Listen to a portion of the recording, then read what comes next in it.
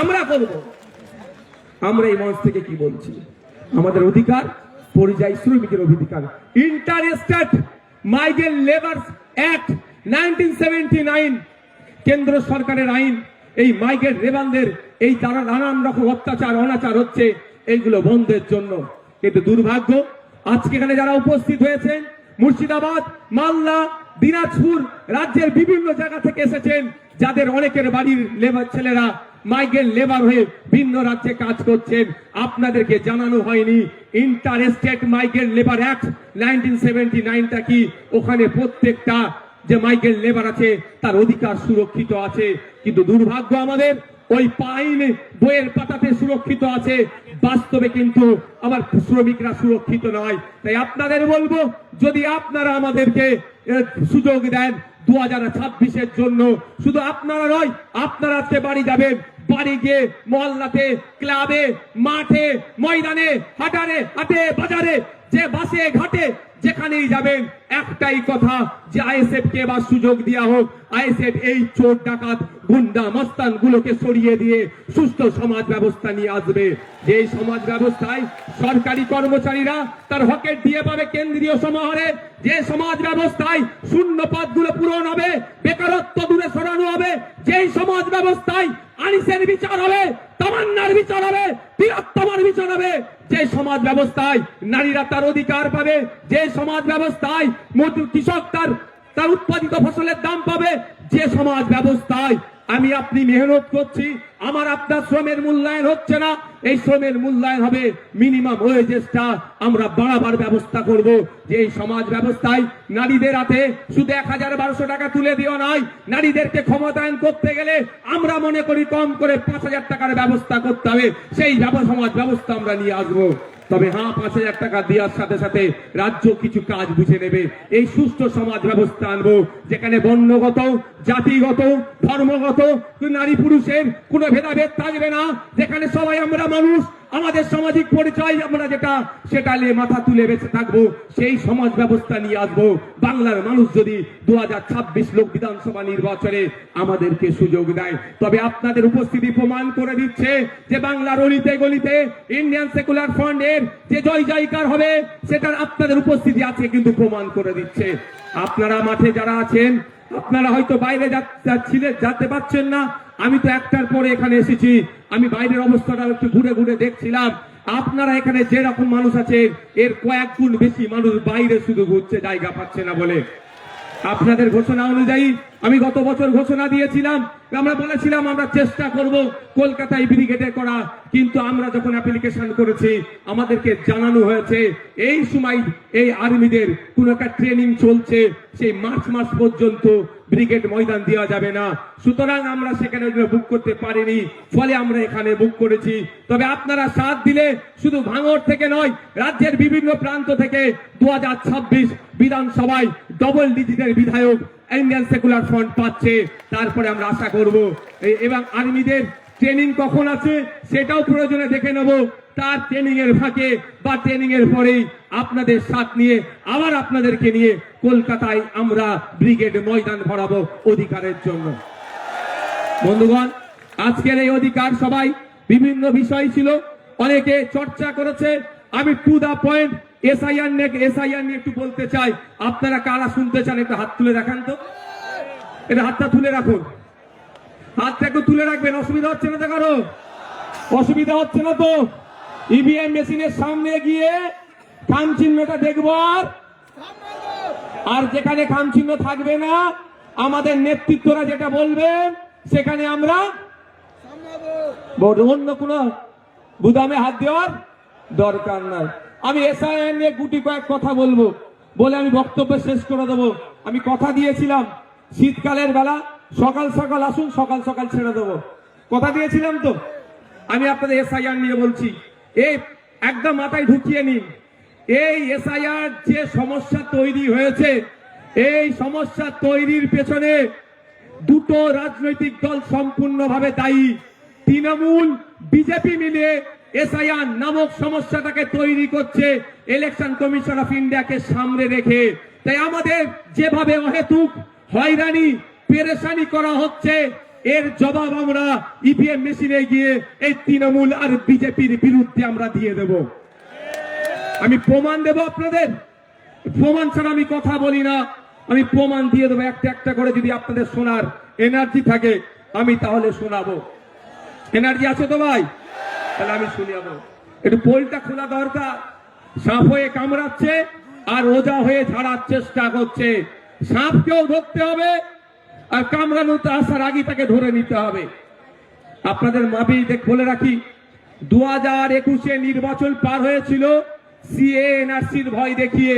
CA NRC করে দেশ থেকে তাড়িয়ে দেবে।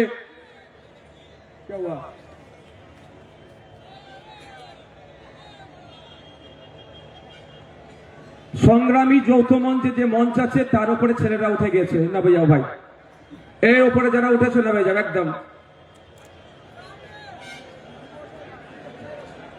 একদম নেমে যাও। এটা অনৈতিক কাজ, নেমে পড়ো চাল থেকে। শোনেন ভাই, এদিকে দেখান। 2021 সালে নির্বাচন কি দেখিয়ে পার হয়েছিল? বিজেপি বলেছিল এসআইআর করে তাড়িয়ে দেবো, এই বিজেপি বলেছে এনআরসি সিএ করে তাড়িয়ে দেবো। আর মমতা ব্যানার্জির দলেরা কি বলেছিল? যে তাড়াতে পারবে না, আমরা আছি। এখনো বলুন, এই 2026-এ নির্বাচন আসছে, এসআইআর করে ভোটাধিকার কেড়ে নেবো গল্প শোনাচ্ছে শুভেন্দু অধিকারী। আর মমতা ব্যানার্জি ফিক ফিক করে এসে বলছে আমি থাকতে এসআইআর হতে দেব না। অলরেডি কাগজ নিয়ে আপনাকে আমাকে ছুটাছুটি করতে হচ্ছে। আমার নামও নোটিশ এসে গিয়েছে। নোবেল জয়ী বিখ্যাত মানুষ অমর্ত্য সেন্সারের নামেও অপদার্থ কমিশন নোটিশ পাঠিয়েছে এই বিজেপি তৃণমূলের পাল্লায় পড়ে। শুধু তাই নয়, স্বাধীনতা সংগ্রামী, মুক্তিযোদ্ধা, বীর, ভারতবর্ষের অন্যতম শ্রেষ্ঠ আইকনিক ব্যক্তি, তার নাম নেতাজি সুভাষচন্দ্র বোস, নেতাজি সুভাষচন্দ্র স্যারের পরিবারকেও এই নোটিশ পাঠিয়েছে। তাই আপনাদের বলবো, 2026-এর বৈতরণী পার করার জন্য তৃণমূল আর বিজেপি এসআইআর নামক এই সমস্যাটার অবতরণ করেছে। তাই আপনাদের বলবো, এই সমস্যাতে অহেতুক হয়রানি করার চেষ্টা হচ্ছে, তবে আপনি আতঙ্কিত হবেন না। দিন দেওয়ানে বলেছিলাম স্বচ্ছ এসআইআর করলে সহযোগিতা করব। আজকেও বলছি স্বচ্ছ এসআইআর মিন্স ভোটার লিস্ট স্বচ্ছ হোক, মৃত ভোটারের নাম বাদ যাবে। একাধিক জায়গায় ভোটার লিস্টে নাম উঠেছে, বাদ যাবে। যার অস্তিত্ব নেই সেই ভোটারের নাম বাদ যাবে। প্রয়োজনে আমরা সহযোগিতা করব। কিন্তু স্বচ্ছতার নামে নির্বাচন কমিশন যে অহেতুক হয়রানি করছে, এর জবাব দেওয়ার জন্য প্রশ্ন করেছিলাম আমরা নির্বাচন কমিশনে। শুধু তাই নয়, আপনাদের এই নওশাদ সিদ্দিকী কামচিহ্ন নেতা সুপ্রিম কোর্টে গিয়ে আপনাদের জন্য মামলা করেছে। আপনাদের বলে রাখি, দুটো কাজ এই মুহূর্তে মমতা ব্যানার্জি যদি করে, দুটো কাজ যদি এই মুহূর্তে মমতা ব্যানার্জি করে, হয়রানিও বন্ধ হবে, আতঙ্কিত বন্ধ হবে। আতঙ্কিত হবেন না। দুটো কাজ কি কি বলে দিচ্ছি, শর্ট টাইম, আমি বেশিক্ষণ বলবো না, বলেছি আপনাদের। প্রথম কাজ হচ্ছে ওয়াল পার্টি মিটিং ডাকা। মমতা ব্যানার্জি ওয়াল পার্টি মিটিং ডাকুক, সমস্ত রাজনৈতিক দলের নেতাদেরকে ডাকুক। যেই পরিস্থিতি বাংলার স্বাধীনতা সংগ্রামী পরিবার থেকে শুরু করে, পীর পরিবার থেকে শুরু করে, বিভিন্ন ধর্মীয় পরিবার থেকে শুরু করে, বিভিন্ন যাদের সামাজিক প্রভাব প্রতিপত্তি আছে, সব সমেত সাধারণ মানুষদেরকে অহেতুক হয়রানি হচ্ছে, এই হয়রানি বন্ধ আমাদের করতে হবে। অল পার্টি মিটিং ডাকা দরকার। কেমন অল পার্টি মিটিং? আপনাদের জানিয়ে রাখি, বর্বর পাকিস্তানিরা যখন এসে পেহেলগাঁওতে আমাদের দেশের নাগরিককে খুন করলো, সেই সময় অল পার্টি মিটিং ভারত সরকার ডেকেছিল। সেই সময় কংগ্রেসের পক্ষ থেকে বলেছিল পাকিস্তানের বিরুদ্ধে অল আউট যাও, আমাদের কোনো অবজেকশন নাই। আজকে মমতা ব্যানার্জি যদি অল পার্টি মিটিং ডাকে, মমতা ব্যানার্জি ডাকে কেউ আসুক আর নাই আসুক, ইন্ডিয়ান সেকুলার ফ্রন্ট যাবে বাংলার নাগরিকদের সাথে, সেখানে গিয়ে বলবে স্বচ্ছতার সাথে যে কাজ পশ্চিমবাংলা সরকার করতে চাই আমরা প্রস্তুত আছি বাংলার মানুষের জন্য। করবে, তাহলে আপনি আতঙ্কিত মুক্ত হবেন তো ভাই? কিন্তু চাই না আপনি আতঙ্কিত মুক্ত হন মমতা ব্যানার্জির দলেরা। এরা চাই আপনি পেরেশানে থাকুন। আপনি পেরেশানে থাকলে প্রশ্ন করতে পারবেন না মাদ্রাসায় টিচার নেই কেন। আজকে দেখুন কলকাতায় গতকালকে খোঁজ নিয়ে দেখুন, প্রায় 33 দিন এই ঠান্ডাতে তারা পড়ে আছে। আনের টিচার গুলো, এমএসকেএসএসকে টিচারদের সম্মানিকটা ঠিকঠাক পাচ্ছে না। মাদ্রাসায় 10,000 শূন্য পদ হয়ে গেছে, পরিকাঠামো ধ্বংস হয়ে গেছে, স্কুলে টিচার নাই, হাই স্কুলে টিচার নাই, শিক্ষার পরিকাঠামো ধ্বংস হয়ে গেছে। আপনি এটা প্রশ্ন করবেন না এসআইআর এর কাগজ নিয়ে ছুটাছুটি করবেন? এই ছুটাছুটি করার জন্য আপনাকে এই পদক্ষেপগুলো গ্রহণ করছে না। দ্বিতীয় হচ্ছে বিধানসভায় নিন্দা প্রস্তাব পাস করানো হোক। বিধানসভায় নিন্দা প্রস্তাব পাস করানো হোক। যেভাবে অহেতুক হয়রানি করা হচ্ছে এটা অত্যন্ত নিন্দাজনক কাজ। সেখানে নিন্দা প্রস্তাব পোস্ট করানো হোক। সেই নিন্দা প্রস্তাবের কপিটা ইলেকশন কমিশন অফ ইন্ডিয়াকে দিক, আর যে সরকার একটা মামলা করুক সেই মামলাতে কপিটা অ্যাটাচ করে দিক। নিশ্চিতভাবে সুপ্রিম কোর্ট এটার প্রতি বিবেচনা করবে, কারণ বিধানসভার মধ্যে নিন্দা প্রস্তাব পাস করানো মানে পুরো পশ্চিম বাংলার মানুষ এটাকে নিন্দা করছে, এই অহেতুক হয়রানিকে। এটা করবে মমতা ব্যানার্জির সরকার? আওয়াজ দিন একটু। কেন করবে না? পেরেশান তো হচ্ছে দলিত, সব থেকে বেশি পেরেশানি হচ্ছে মুসলমান, তারপরে দলিত, তারপরে আদিবাসী। তাই মুসলমানকে তো বড় মানুষ মনে করে না, শুধু ভোটার মনে করে, আর ক্যাপটিভ ভোট ব্যাংক হিসাবে রাখতে চায়। তাই আপনাদের বলবো, দিকে দিকে আওয়াজ তুলতে হবে, বলতে হবে ইমিডিয়েট পশ্চিমবাংলা সরকারকে এ দুটো কাজ করা দরকার। এক, অল পার্টি মিটিং ডাকা। দ্বিতীয় হচ্ছে বিধানসভায় নিন্দা প্রস্তাব পাস করানো। এরপরও আপনাদের বলছি, আমার উপরে কেন এদের রাগ বুঝতে পেরেছেন? ৭৭টাকে নিয়ে কিছু নয়, নওশাদকে হারাতে হবে। কারণ আমি তো এদের পয়েন্টে পয়েন্টে এদের ভুলগুলো ধরিয়ে দিই, ওই জন্য ওদের জয়েন্টে জয়েন্টে ব্যথাটা করে যায়। আমি তো বলছি আপনাকে, দেখবেন যাদের বাড়ি ফর্ম গেছে, ফর্মের সাথে আর একটা এক্সট্রা এই হিয়ারিং এর নোটিশ গেছে, হিয়ারিং এর নোটিশের সাথে আর একটা কাগজ গিয়েছে। সেই হিয়ারিং এর নোটিশের সাথে একটা যে কাগজ গিয়েছে সেখানে 13টা ডকুমেন্টস এর কথা বলা হচ্ছে। যাদেরকে হিয়ারিং এ ডাকা হচ্ছে, এই 13টা ডকুমেন্টস এর মধ্যে কোনো একটা ডকুমেন্ট সাবমিট করলে তার হিয়ারিংটা সে পজিটিভ হয়ে যাবে, অর্থাৎ তার অসুবিধা হবে না। এটা বলছো তো? আচ্ছা, আমরা এই এসআইআর নিয়ে এত দুটো মেনলি সমস্যার সম্মুখীন হতে হচ্ছে আমাদের। একটা, টাইম লস হচ্ছে, দাঁড়াতে হচ্ছে, অব্যবস্থা। ওখানে এই গেটের ওখান থেকে সরে যাও, তো এই গেটের ওখান থেকে সরে যাও, গেট থেকে সরে যাও, দেখতে পাচ্ছ না? এই সবার উপরে উঠে বসুন, নিচে বসুন, বসুন। দুটো জিনিস হচ্ছে তো ভাই।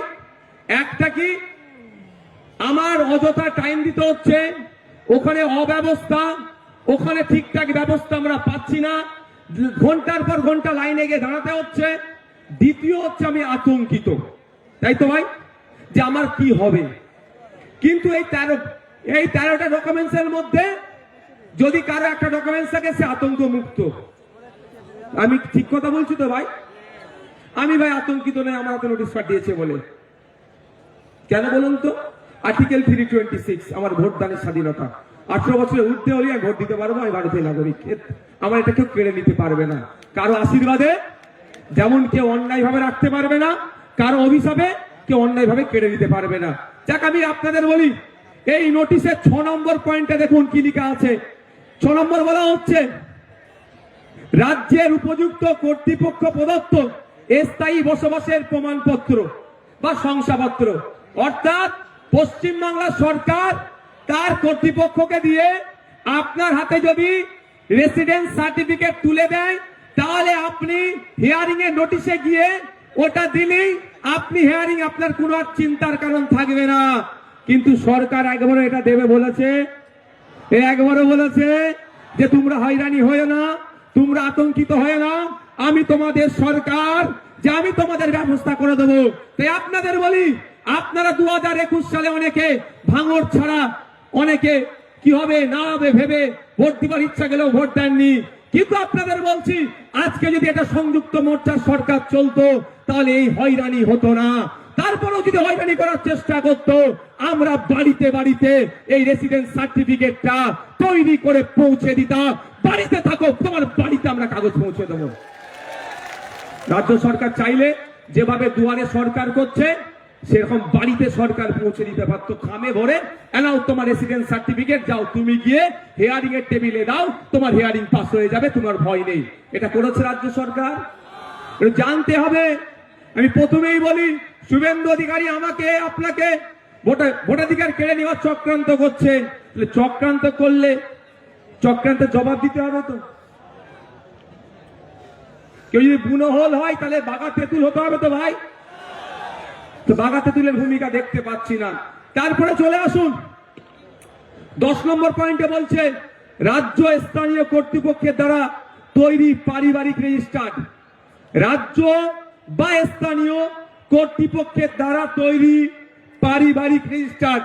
2011 সালে আইসিডিএস কর্মীদের দিয়ে তথ্য তোলা হয়েছিল, এই পারিবারিক রেজিস্টার্ড সেখানে আছে। এই তথ্যটা উঠে প্রথমে গিয়েছিল পঞ্চায়েতে, পঞ্চায়েত থেকে রাজ্যে গিয়েছিল। তাহলে আপনারা বলুন, এই তথ্যটা অলরেডি প্রতিটা পঞ্চায়েতে আছে। এই 10 নম্বর পয়েন্টটা যেটা চেয়েছে এর উত্তর, অর্থাৎ এই যে কাগজ চেয়েছে এই কাগজটা প্রতিটা পঞ্চায়েতে আছে। রাজ্য সরকার 2023-এ পঞ্চায়েত নির্বাচনে একছত্র ভোট লুট করেছে। সেই ভোট লুট করতে গিয়ে আমরা আমাদের ভাঙড়ের 3 ভাইকে হারিয়েছি, শহীদ মহিউদ্দিন, শহীদ হাসান, শহীদ রেজাউল গাজী। 3 জনকে হারিয়েছি। শুধু নয়, সারা রাজ্যে আমাদের কর্মীদের অত্যাচার করে, তারা অবৈধ পন্থা অবলম্বন করে আজকে তারা পঞ্চায়েতের ক্ষমতায় বসে আছে, পঞ্চায়েত চালাচ্ছে।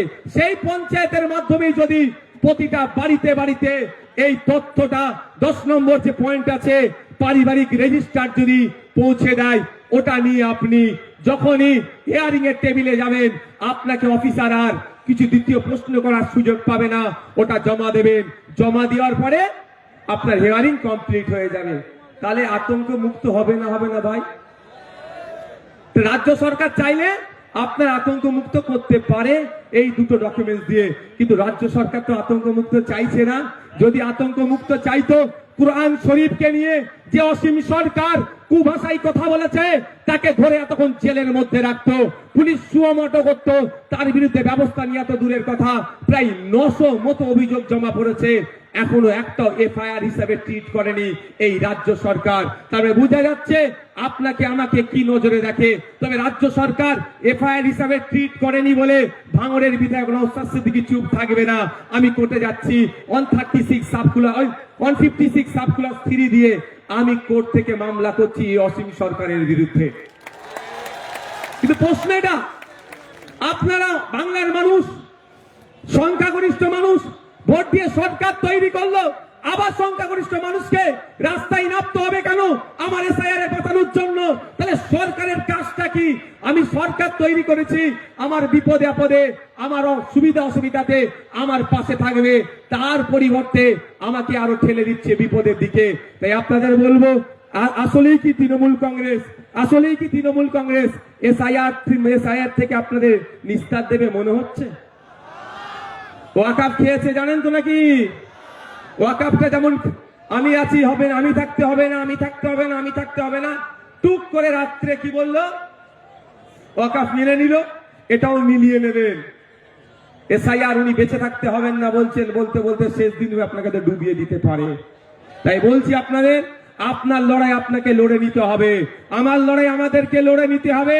তাই ওদের কথা, মমতা ব্যানার্জির কথাই ভরসা করে লাভ হবে না, আমাদেরকে আওয়াজ তুলতে হবে যে ইমিডিয়েট যে পঞ্চায়েতে পারিবারিক রেজিস্টার যে সার্টিফিকেট আছে সেইগুলো যাদের নামে হিয়ারিং এসছে, তাই হিয়ারিং এর অলরেডি সুপ্রিম কোর্ট অর্ডার দিয়েছে, যাদেরকে হিয়ারিং ইস্যু করা হচ্ছে তাদের লিস্ট কি করো, পাবলিশ করো।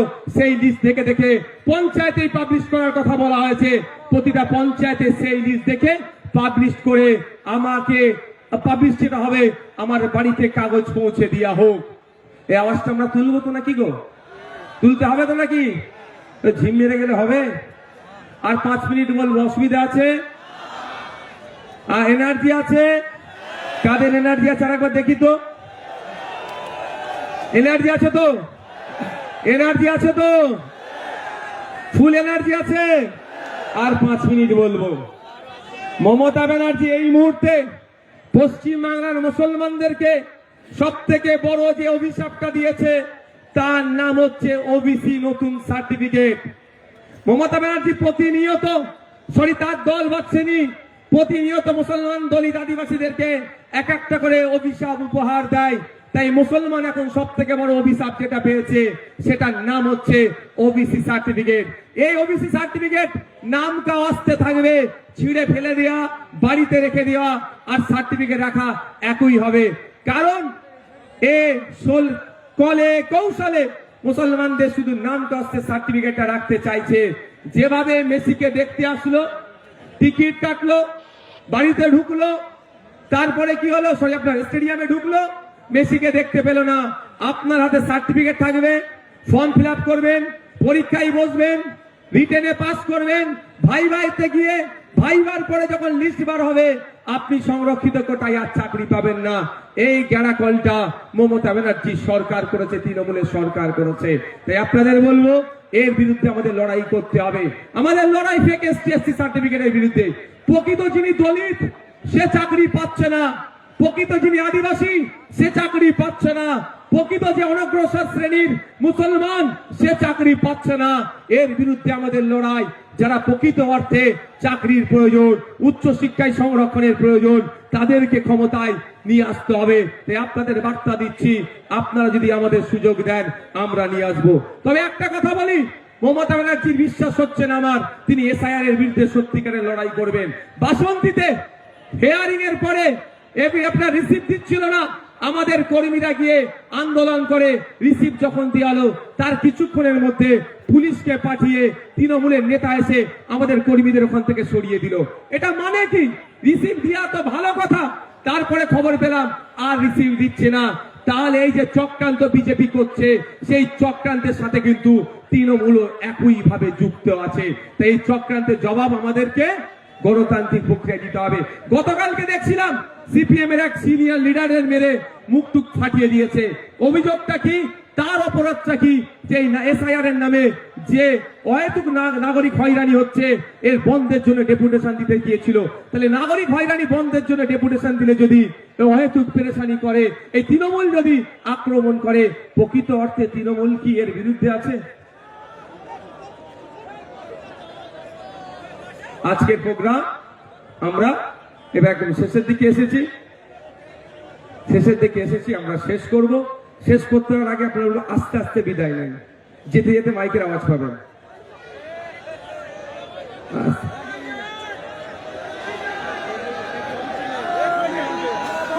আস্তে আস্তে বিদায় নেন। যেতে যেতে আমি তিনটে কথা বলবো, আপনারা মাথায় রাখতে রাখতে যাবেন।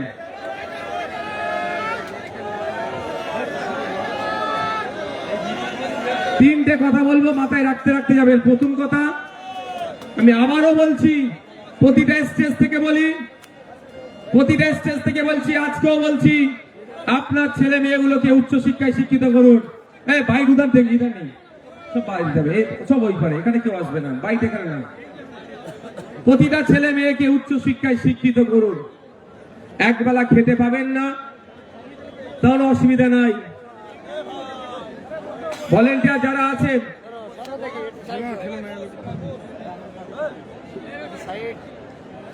উচ্চ শিক্ষায় শিক্ষিত করুন।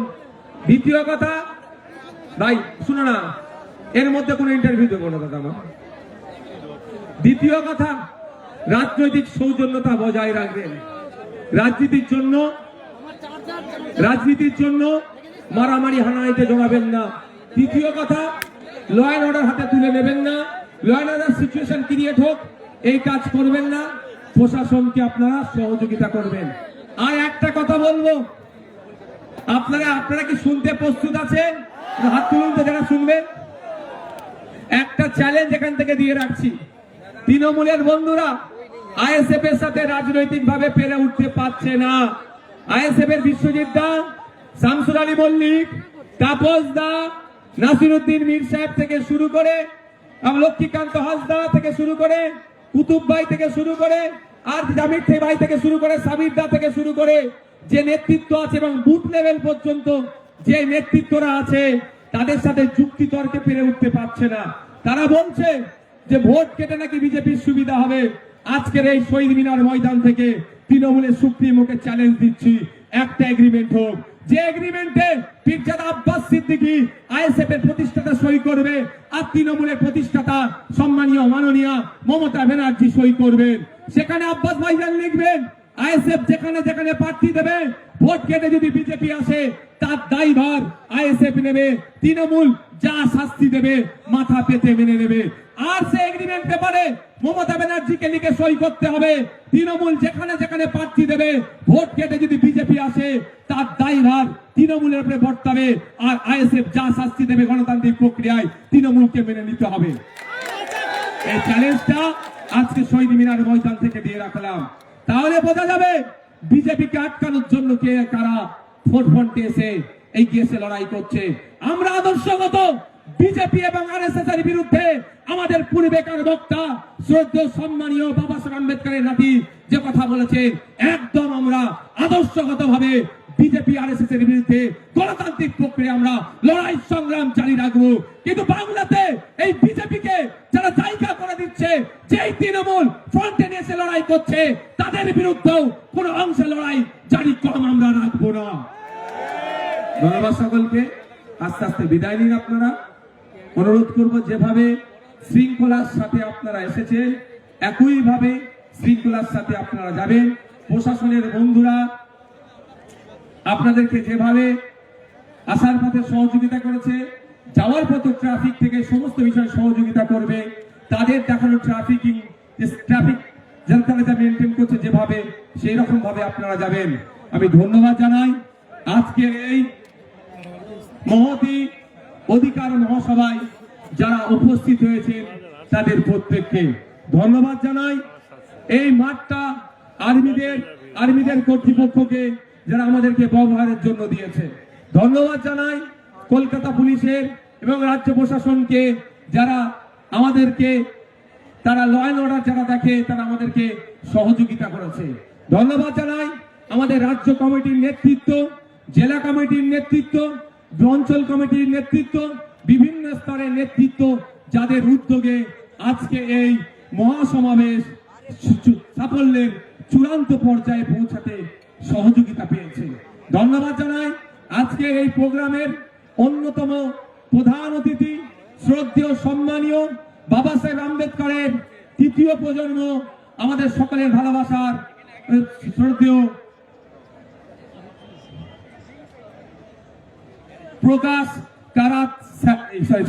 প্রকাশ আম্বেদকর মহাশয়কে ধন্যবাদ জানাই। মিডিয়ার বন্ধুদের যাদের সহযোগিতায়, যাদের দেখানো ভিডিওতে শুধু এই কলকাতা নয়, জেলার গণ্ডি ছড়িয়ে আন্তর্জাতিক স্তরেও আমাদের এই প্রোগ্রামের কর্মসূচি পৌঁছাতে সহযোগিতা করবে। তাই বন্ধুগণ যারা এসেছেন তাদেরকে বলবো, এর ভেতরে কেউ ঢুকবেন না, তাদেরকে বলবো আস্তে আস্তে আপনারা এখান থেকে বিদায় নিন। এখানে আমাদের মিডিয়ার বন্ধুরা হয়তো কিছু কোশ্চেন করতে পারে। আচ্ছা, আরো ধন্যবাদ জানাই ভাঙড় থেকে আমাদের যারা পঞ্চায়েত নির্বাচনে আমাদের ভাইরা আমাদের দলের জন্য জীবন উৎসর্গ করেছে, সেই পরিবারের লোকজন এসছেন ধন্যবাদ জানাই। আফরাজুলের নাম আপনারা সবাই শুনেছেন, গুজরাটে কিভাবে তারপরে রাজস্থানে কিভাবে তারপরে নৃশংস হত্যা করে তাকে খুন করেছিল, তার পরিবারে আছে। আমি সত্যি একটা কথা আপনাদের বলি, রাজ্য সরকার চলছে না, এটা সরকার নয়, এটা সার্কাস চলছে। ৬,০০০ টাকার মাইনে নাকি সরকারি কর্মচারী, আজকে ডেটে সরকারি কর্মচারী ৬,০০০ টাকার মাইনে আছে। আমার আফরাজুলের মেয়েকে দিয়ে করাচ্ছে, মানে বুঝতে পারছেন কি দ্বিচারিতা করছে। তাই আপনাদের বলবো যে আমাদেরকে সজাগ সতর্ক হতে হবে, আগামী দিনের জন্য তৈরি হতে হবে। আর পরিশেষে একটা কথা রাজ্য প্রশাসনের কাছে এখানে আইবি এসবির মাধ্যমে পৌঁছে দিতে চাই। দেখুন, আমরা গান্ধীজির অহিংসার পথকে অবলম্বন করি, মানে এ নয় যে নেতাজি সুভাষচন্দ্র বোসকে আমরা ভুলে গেছি, এটাও আপনাদের কিন্তু মাথায় রাখবেন। আমরা শান্তির পক্ষে ছিলাম, আগামী দিনেও থাকবো। আর আমরা অপোজিট সাইড থেকেও সেই সৌজন্যতার আশা করব। অন্যথায় গণতান্ত্রিক প্রক্রিয়াতে সেলফ ডিফেন্স বলেও একটা কথা আছে, এটাকে বৈধতা দিয়েছে সেলফ ডিফেন্স। সেলফ ডিফেন্সেও না আমাদেরকে চলে যেতে হয়, সেটাও মাথায় রাখবেন। আশা করব আমরা গণতন্ত্রকে মান্যতা দিয়ে মানুষের মতামতকে পাথেয় করে আমরা আগামী দিনের জন্য এগিয়ে যাব। সকলকে ধন্যবাদ জানিয়ে আমি আমার বক্তব্য শেষ করছি।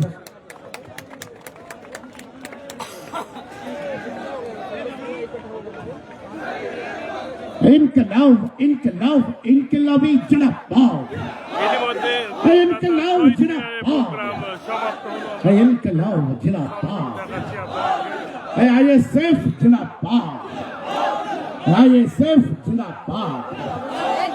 भांगड़े विधायक नौशाद सिद्दीकी भाईजान जिंदाबाद भांगड़े विधायक पार्टी चेयरमैन नौशाद सिद्दीकी भाईजान जिंदाबाद ए बड़ो भाईजान जिंदाबाद जिंदाबाद ए बड़ो भाईजान जिंदाबाद जिंदाबाद जिंदाबाद ए इनकलाबी जिंदाबाद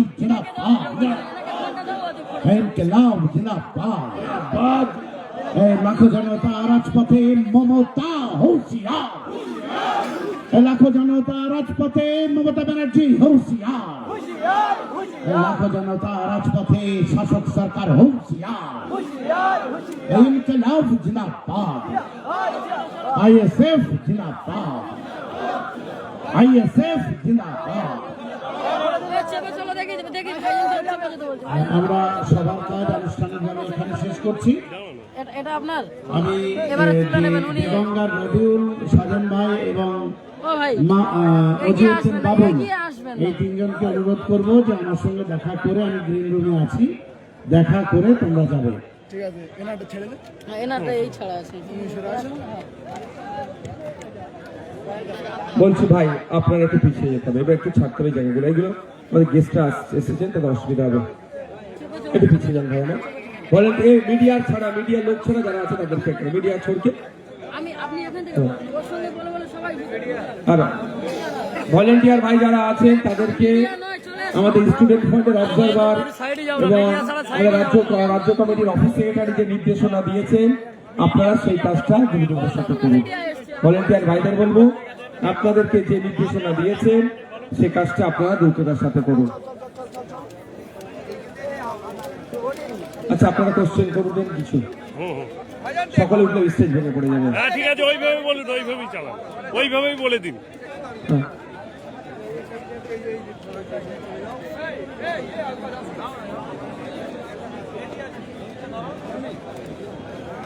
इधर आ जाओ इधर आ जाइए इधर आ जाइए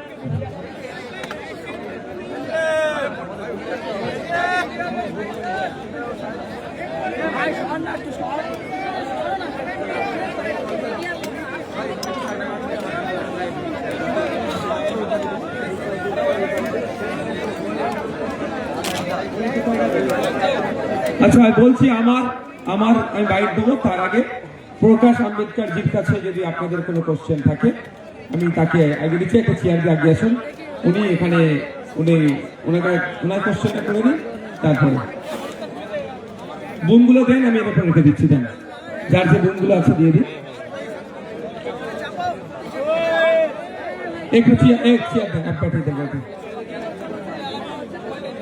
শামসুর স্যার কোথায় শামসুর স্যার দিকে আসেন আর বিশ্বজিতের দিকে যান